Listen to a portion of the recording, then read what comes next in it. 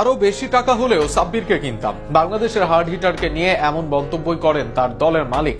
এর সাথে এবারের আসরে সাব্বিরকে আরো সুযোগ দেওয়ার পক্ষে বিপিএল এর দল ঢাকা ক্যাপিটালসের কর্ণধার। সাম্প্রতিক সময় সংবাদ মাধ্যমে এমনটাই বলেন ঢাকার কর্ণধার আতিক ফাহাদ। সাব্বিরকে নিয়ে ঢাকার মালিকের বক্তব্য নিয়ে বিস্তারিত থাকছে প্রতিবেদনে। দেশি ক্রিকেটারদের মাঝে আছেন সাইফ, শামীমের, তুফাইলের মতো ব্যাটার। বিদেশিদের মাঝে আগে থেকেই ছিল হেলস, উসমান সানাকারা।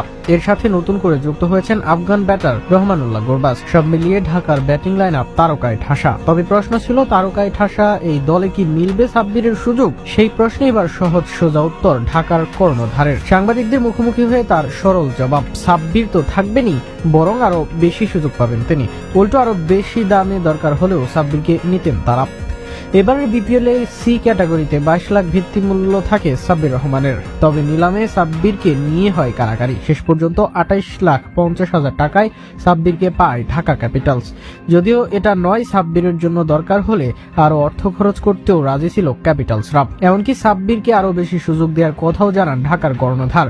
দলে যতই তারকার মেলা থাকুক, এই মৌসুমে সাব্বিরের আরো বেশি সুযোগ